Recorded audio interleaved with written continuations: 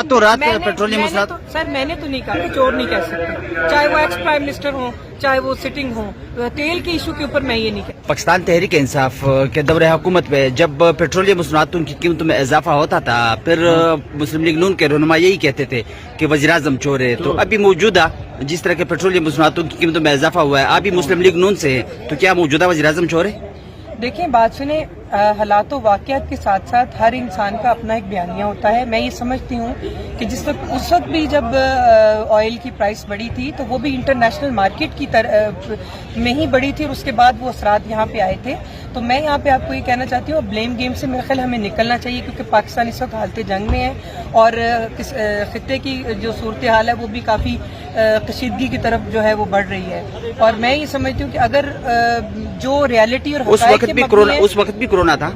ہاں تو یہ لیکن اس کے باوجود نا ہر ایک کا اپنا ایک بیانیہ ہوتا ہے، اور اس وقت بھی اگر پرائس بڑھے نہیں، اس وقت مسلم لیگ نون کے رہنما ٹھیک کہہ رہے تھے کہ وزیر اعظم چور ہے؟ نہیں، میں نے عرض کیا نا کہ اس وقت بھی پرائس جو ہیں وہ اسی وجہ سے بڑھی نہیں، اس وقت مسلم لیگ نون کے رہنما ٹھیک کہہ رہے تھے کہ وزیر اعظم چور ہے؟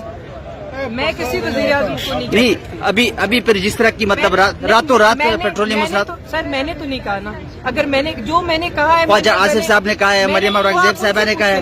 آپ ان سے نہیں آپ بھی نون لیگ سے تعلق رکھتی ہے۔ میں نے آپ کو کہا میں کسی وزیر اعظم کو چور نہیں کہہ سکتی، چاہے وہ ایکس پرائم منسٹر ہوں چاہے وہ سٹنگ ہوں، تیل کے ایشو کے اوپر میں یہ نہیں کہہ سکتی۔ اور ایک بات، دوسری بات یہ ہے کہ میں نے اپنی کلیئرٹی دینی تھی کہ میں نے وہ بیان اس طرح نہیں دیا، میں قوم کے ساتھ کھڑی ہوں، اور میں ایک متوسط طبقے سے ہوں، اور میں ایک مڈل کلاس جو فیملیز ہیں ان کو ریپرزینٹ کرتی ہوں۔ قوم کا آپ سے گلا ہوا ہے کل کے جو آپ کا کلپ وائرل ہوا ہے؟ میں اس کے لیے معذرت خواہ ہوں، کیونکہ وہ میرا قصور نہیں ہے، وہ ٹی وی چینل والوں کا قصور ہے جنہوں نے میری ایڈٹ کر کے میرا کانٹیکٹ چینج کر دیا، تو موجودہ آپ کو سباق سے ہٹا دیا گیا اور مجھے ایز اے ولن کے طور پہ پیش کیا گیا، جبکہ میں اس بات پہ یہ کہنا چاہتی ہوں کہ عوام کے ساتھ ظلم زیادتی میں سب سے پہلے ہوتی ہوں۔ آپ میرا ٹریک ریکارڈ دیکھیں، میں جب بھی